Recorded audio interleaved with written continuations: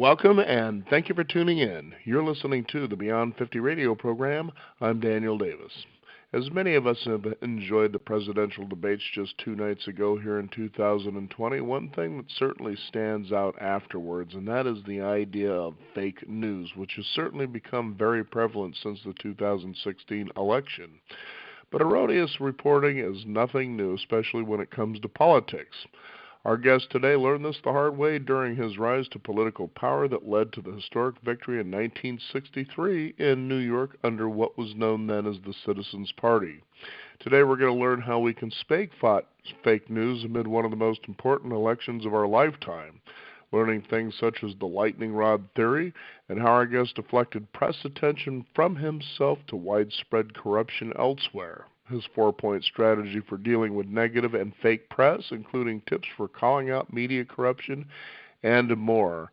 I'd like to welcome to the Beyond 50 radio program today our guest, Paul Van Buskirk. Paul, thank you for being on the program today. Well, great to be here. You know, I was reading your book, first of all, Big Mike, Uncle Dan, and Me, and it was pretty incredible the story that you shared then about political corruption and how rampant and far back that stretched in that little area of New York, and how you came to create the Citizens Party and show that when you actually get involved and you get organized especially, that you can actually affect quite a bit of change. Let's go ahead and talk about a little bit about that as we move into how the news and what it was like back in that day was.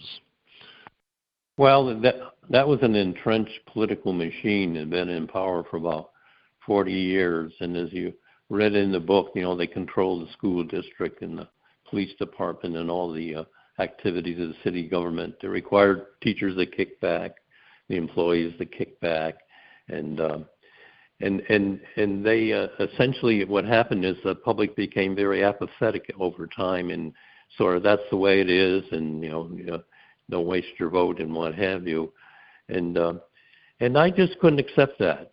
I mean, I lived in that for 24 years under what was essentially a dictatorship in what we call a democracy. So I challenged the machine, and I challenged them as a watchdog group, and I was actually doing is educating the public on the corruption that was taking place. And you had to be very specific. They knew they were corrupt, but you had to demonstrate how it affected them personally in terms of the corruption that took place because of the poor services, poor schools, failing school systems, and what have you. And once we educated the public, then the key strategy was organization. You know, you beat an organization with an organization, and essentially that's what we did. We organized in each individual's voting district within the community. We identified everybody who could vote, who was eligible to vote, and at that time we had to be over 21 and you had to pass a literacy test, and we had 4 days of registration. But we identified around 1,500 people who didn't vote local elections. They voted presidential and they voted gubernatorial, and we target them. Then we target homeowners who were taxpayers, and we target all the different groups. And then we learned the election law inside and out.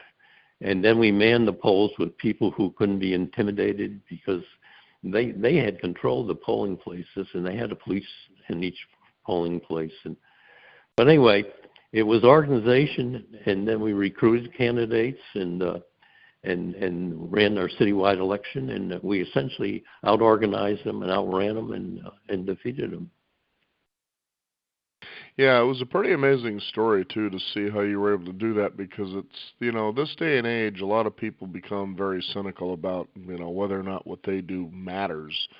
And, especially when you see this particular sitting president here taking the kind of beating he takes from the press, and you think to yourself, what country have we come to live in now? And you realize what's behind the whole thing, the driving force of 6 corporations that own pretty much all the media and dictating exactly what the narrative, the story is going to be. But let's talk about how things were back then when it came to coverage versus today. Well, it wasn't a lot different because the machine controlled the press, because the press got the legal ads from the city, and that was a lot of money. So they actually supported the machine. when you read the book, you realized that it was the O'Connell Smith machine, which was the Albany Capital District. So it was it had a lot of power in terms it was in the Capital District because there were state newspapers in some sense. But in any event, I recognized that right off the bat, and I knew we had to have our own newspaper. So we did. We published what we call a flyer. It was a 4-page, and we would use a lot of pictures to demonstrate the difference between us and the machine. I'll give you an example. We had one picture of the kids playing in the playground, and it was a wading pool that was abandoned in the playground, and it was a junk car in the middle of the wading pool, and 2 kids sitting on the edge. Then we showed a picture of the political boss's house from the air, where he had a horseshoe driveway and a big pool in the back of his backyard, and we'd say, here's where your kids played, and here's where the political boss played. So anyway, that's how we got our message across. We had our own newspaper, is how we did it. And of course, at that time, we did letters. We didn't have the internet, obviously. We didn't have email and all that time. But we did a lot of targeting specific groups with lettering. We had ethnic groups where we actually sent out our letters in Polish, and we sent them out in Ukrainian and Russian. And so we used a lot of targeting. Now, you describe what is a lightning rod theory. What exactly is that? Well, you probably see a lot of that today taking place. I'll explain my particular case, how I use the lightning rod theory, and then we can talk about how it's being done nationally now. What it was, the press was really had a series of fake narratives that were being played up. One of them is I had a project. I was also director of Model Cities program, so I had some projects in a historic preservation. We're rehabbing a lot of homes in there. And the press said there were 300 concrete blocks that were missing in this project. And I called up my project director, and I said to him, are all those concrete blocks there? He said, yes, they are. I said, you sure? He said, yeah. I said, you put 1 on one block, 2 on one, 3 on the other. You number all those blocks. When you get up to 300, call me. And he did. So I called the press. I said, I'll meet you up there at 10 o'clock in the morning. We'll count the blocks together. It was on a Thursday, remember, at 10 o'clock in the morning. What do you think happened? They didn't show up. And they're still running the story the next day saying they want the federal government to investigate because the blocks are missing. So this is what I was up against. It was a series of these that was going on. And this went on for a couple of months. So I decided what I had to do is I had to deflect them and use what I call the lightning rod theory. I knew there was a lot of corruption in the Public Works Department. In fact, I told the press, if you want the corruption, that's where it is. And they said, well, give me documentation. I said, well, since when do you need documentation? You're not using documentation. But in any event, I had a former Public Works Commissioner who said that the employees were fed up with the corruption. So I got 27 affidavits of the corruption that took place there. Now, I knew I couldn't give it to the press because they would say, well, it's political, and they water it down. It had to be a third party to give it to the press. So what I did, I called up the press. I called them up on a Sunday night. I didn't want to talk to the local reporters during the day. I called them up on a Sunday night, and I kind of disguised my voice like I was a public works director. And I said, he said, Public Works employees in the materials are building kitchen cabinets in the City Hall basement for the Commissioner of Public Works, and they're installing them in his house and they're painting them. If you write a story on this, I'll give you some more stories and some better ones. And by golly, he wrote the story. He even found out who the employees were that were building the cabinets in the basement of City Hall. So then I called back again. I said, you did a nice story. I'll give you another story. I said, the Public Works Department went up and paved the city's comptroller's driveway. So sure enough, they print that story. So now their attention's off me. It's on the Public Works Director. And now they're calling for his resignation. So while they're on him, they're off of me. And that gave me time to kind of get my strategy together to counter the press. Now, you have a 4-point strategy, I understand, that deals with the negative and fake press. Yeah, and I'll talk about that. The first point was that I had identified my antagonists who were feeding this garbage to the press. And I could identify who they were. They were political operatives. And then, when you're in politics and you're political operative, I don't care who you are. There's something in your background that you did wrong or it's negative. And I found out that he hadn't paid his income tax. He hadn't filed his income tax in the last 7 years. So within 2 weeks, the IRS was knocking on his door, and he was removed from the political scene. He removed himself from the political scene because he knew that if that hit the press, that he would be, that would be the end of his political career. Another antagonist I had, he was the chairman of a political party, and he was being paid federal funds on a federal program, which is in violation of federal law. So I filed a complaint with the Federal Civil Service Commission, and they held a hearing, and he was discharged from his job. So I got rid of him. So once you can identify your antagonist, and then you can identify, what it is that you can bring charges against them, so to speak, legitimate ones, and remove them from the scene. And that was number one. Number two was the lightning rod. We just talked about the lightning rod theory. The politicians use it today. The Democrats have come out and charge Trump with something, and then he'll come back, but he won't do it personally. Maybe they'll release more information on the emails of the FBI or what have you. But their lightning rod theories don't last very long. They go back and forth. It's almost like it's lightning all the time. Seems that way, right? Yeah. Yeah. But anyway, and then the third thing I did is I got out my own publicity. I had I didn't have to ask them. They volunteered, but I had the senior citizens. They put an ad in the newspaper. They didn't want an article because they know it would be distorted, so they paid for an ad, and then the merchants paid for an ad. But I got a lot of good positive publicity via ads in terms of my performance and our project's performance and so forth. And then the last thing I did is I beat them at their own game. And what I did, I knew they would put anything negative about me without vetting it. So what I did, I called them up one night, and I could disguise my voice, and I asked for the desk, and I told a reporter, I said I told him I just left a water hole next to City Hall, and I drove by and I saw Paul Van Buskirk with a pickup truck outside City Hall, and he was putting files in it. And you got to get a photographer up here right away, and you got to get a reporter up here right away, and he never vetted me, and I hung up. And the next morning in the newspaper, there's the story. Paul Van Buskirk seen last night putting files in his pickup truck. Now I knew they are really immoral. The press is really corrupt, And then I played another one. I had two newspapers there. Now they were both figuring out which one could destroy me first. But I had another newspaper was doing the same thing. So I called them up, and I disguised my voice, and I said, I'm a clerk at the State Bank of Albany, and Van Buskirk was in today, and he withdrew all his accounts, and he said he was going to be leaving town. And I hung up. And 5 minutes later, they called me on my phone. Like my phone was ringing, and I knew it was the press. So, and I was living alone. I was living in an apartment. So I answered the phone, and he said, "Is this Paul Van Buskirk?" I said, "Who? There's no Van Buskirk living here." I said, "I just moved in. I can't." And they said, "Well, what's your name?" I said, "I don't give a name. I don't have no name in no newspaper." I said, "I got to move my furniture in. I don't have time to talk to you." And I hung up. So I knew I had to get out of there because they're going to be coming up looking for me in my apartment.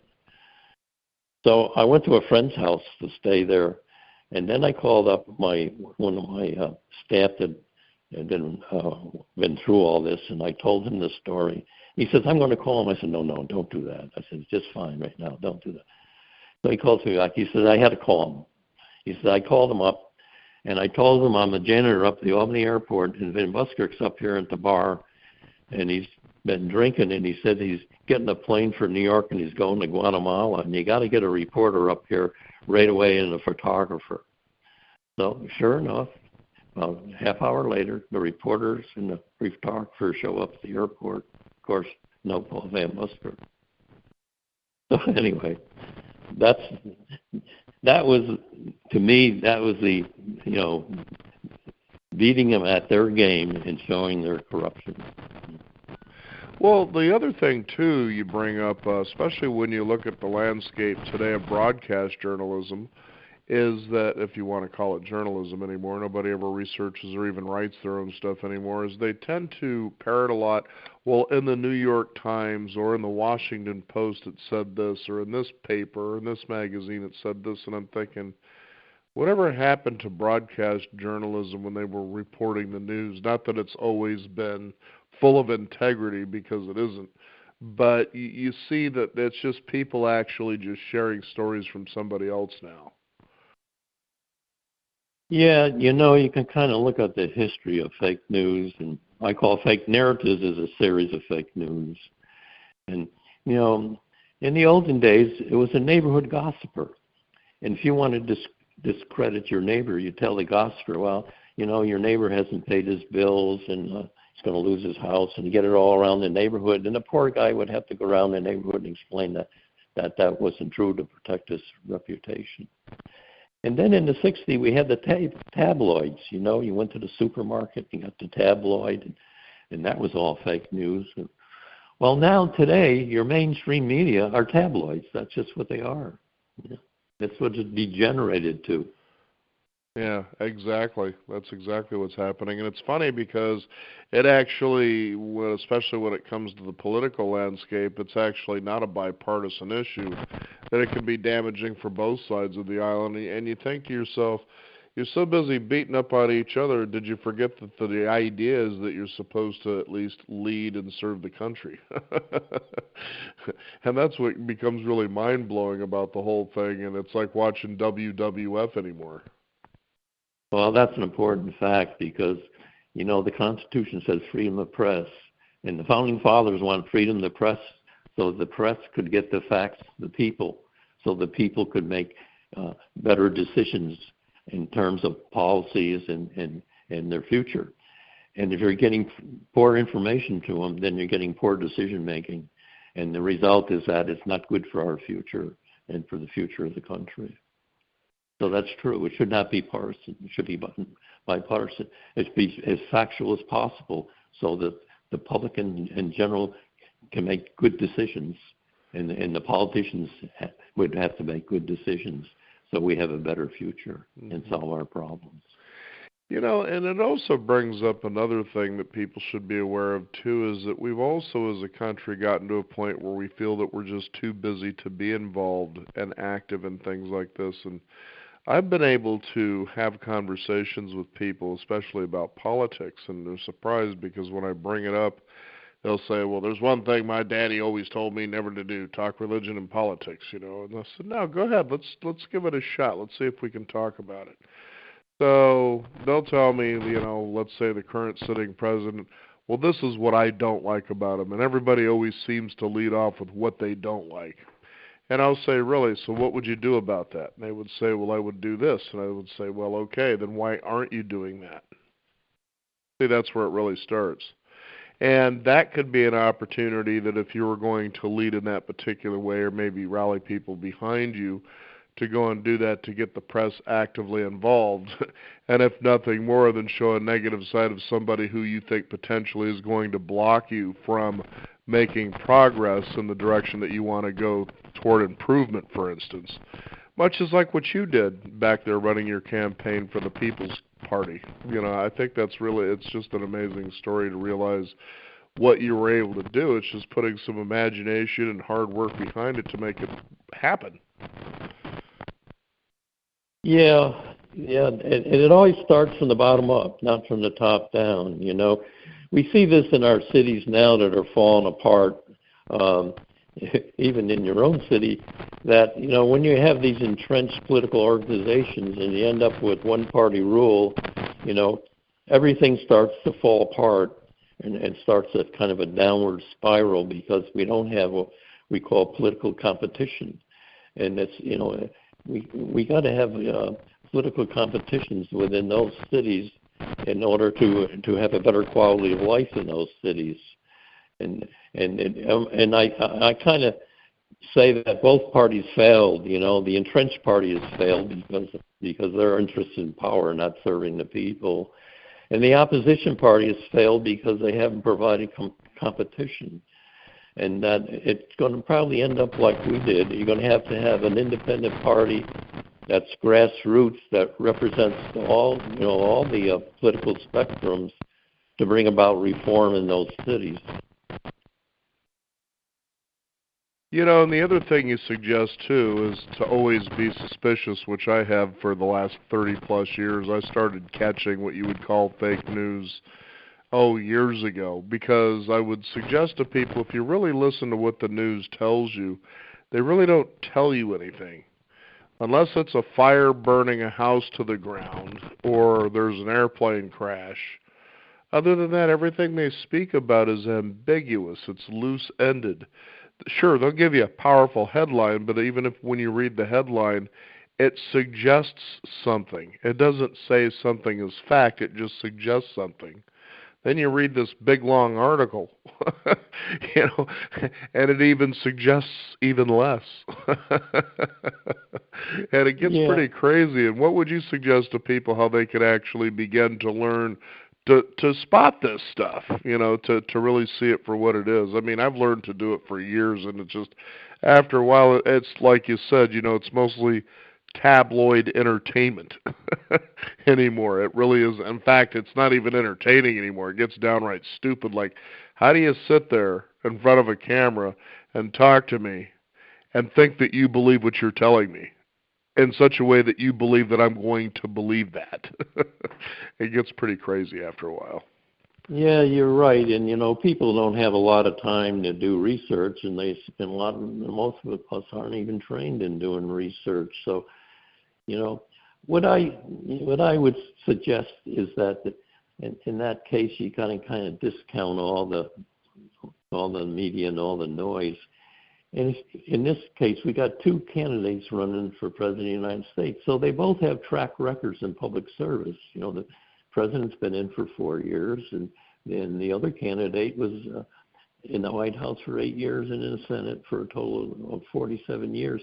I'd say to people, well, look at their performance. What did they accomplish? Don't look at their personality. I'm not voting on personalities. I'm voting on what do they actually accomplish. And then when you determine what they accomplished, and then say, does that conform to what I want to see in the future? And if so, then that's the person I want to see to be president.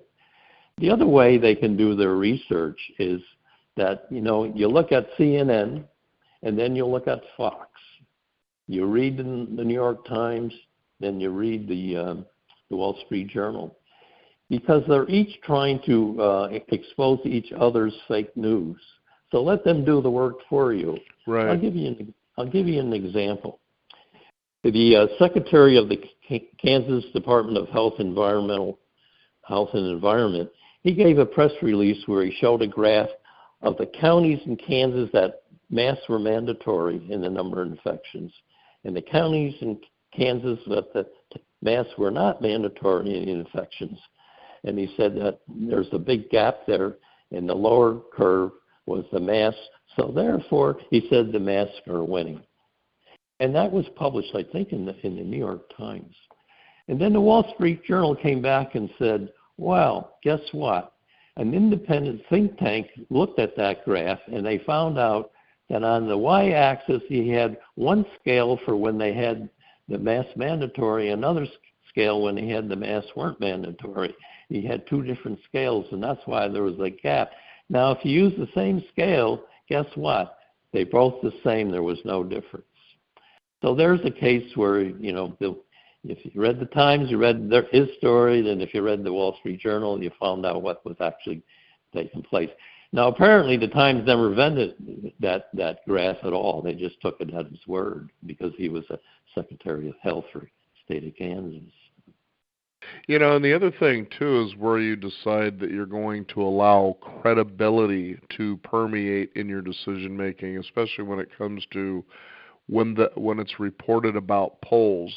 The latest poll shows, or a new study shows Well, that raises questions for me right away. Okay, a poll. So a poll of how many people?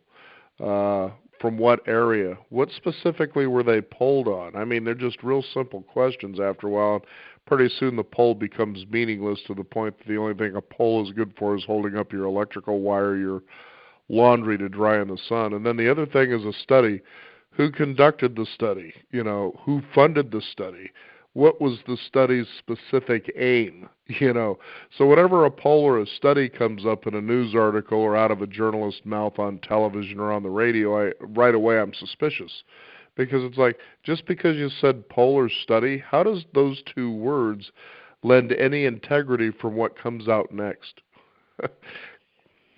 Yeah, polls are polls or polls, I guess, because just think about it. How many people vote nationally for the president? I don't know, is it 150 million or something in that order? And then they're taking a random sample of 500 people to determine, who's voting for who and for what and for where. So you're right. And then it's, how does the question ask? I could ask the question, are you satisfied with the president? And I could say no, because I don't like his tweets, but I like his performance.